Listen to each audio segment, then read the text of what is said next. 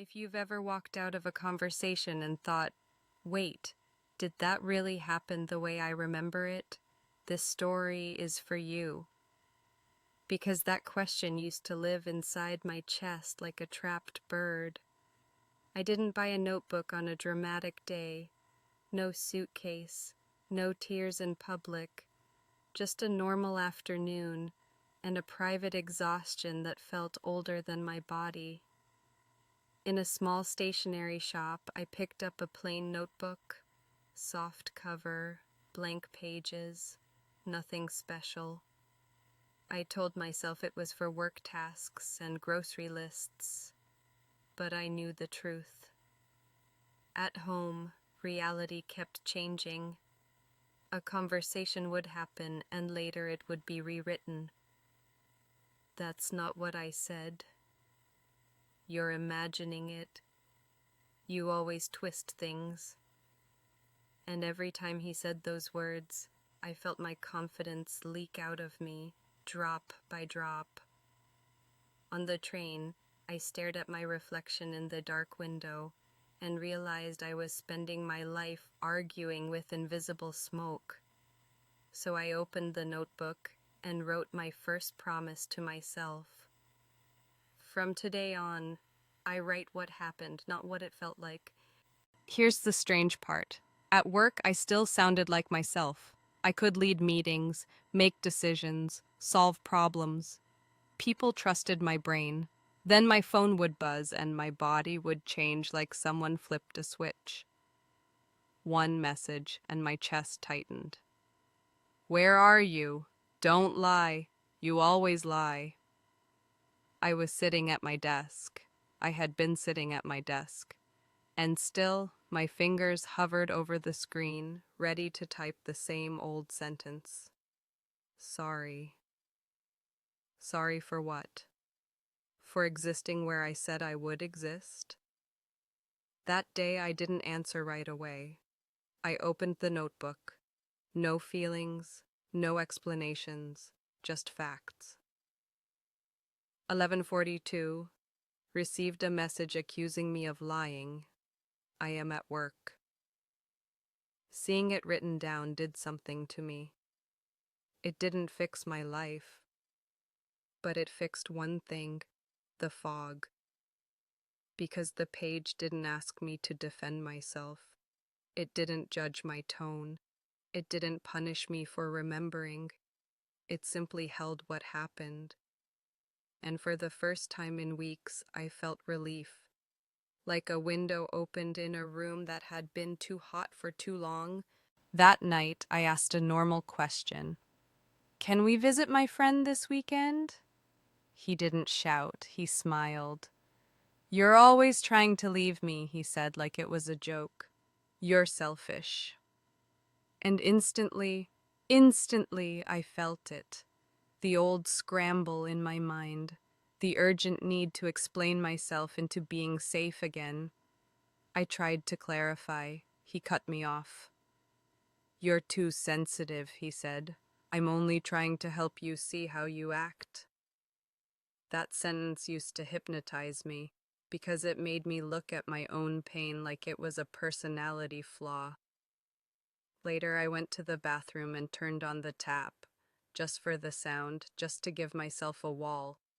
Then I wrote, 1910, asked to visit a friend. I was called selfish. I was told I'm too sensitive, only trying to help. No paragraphs, no emotion, just the bones of the truth. And something shifted. Because if it's written down, it's harder to rewrite. If it's written down, my memory has somewhere to live. I stared at the lines and whispered to my reflection, I'm not crazy for noticing. After a few days, I started treating the journal like a quiet witness. I wasn't writing a diary, I wasn't building a case. I was giving reality a place to stay stable. At lunch, I told one safe colleague a single sentence.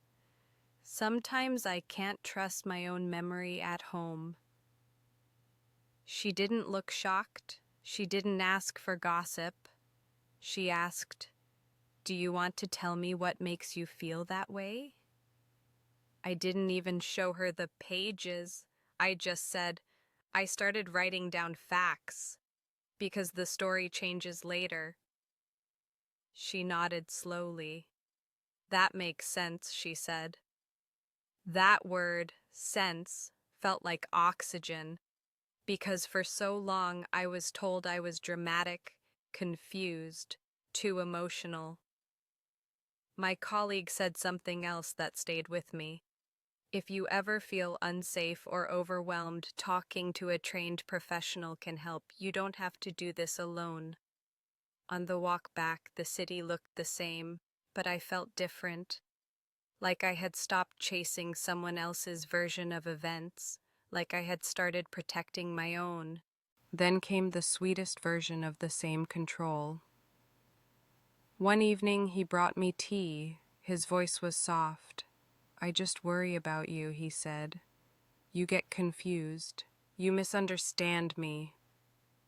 My old brain wanted to believe him, because if he's kind right now, maybe I imagined everything. Maybe I'm the problem. Then he added quietly, "You should work on your attitude. You make me look like the bad guy." And there it was, the hook inside the honey. I stared at the cup in my hands and thought, kindness shouldn't come with a correction. Love shouldn't feel like a performance review. I went to my notebook. 21:30. Tea offered. Then I was told I get confused and should fix my attitude. I read the sentence twice. It was simple.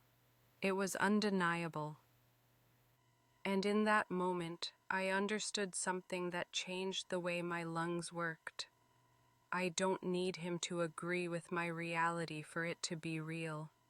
I don't need him to confess. I only need truth. I whispered, "I don't have to prove what I lived." The journal started doing something I didn't expect. It didn't make me colder.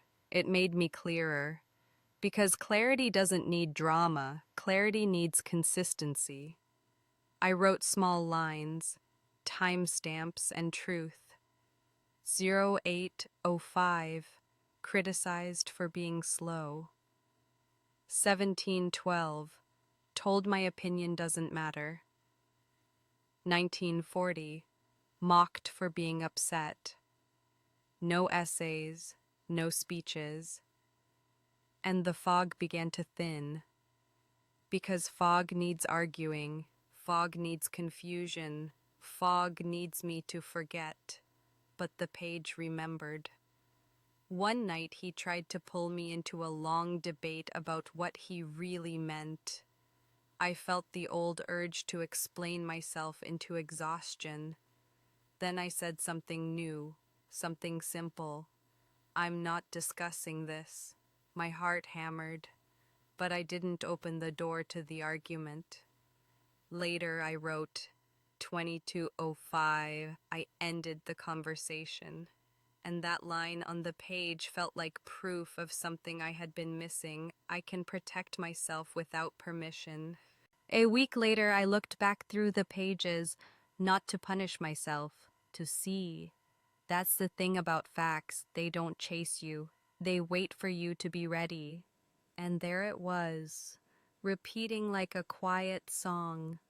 When I disagree, I'm selfish. When I'm hurt, I'm too sensitive. When he's harsh, he's only trying to help.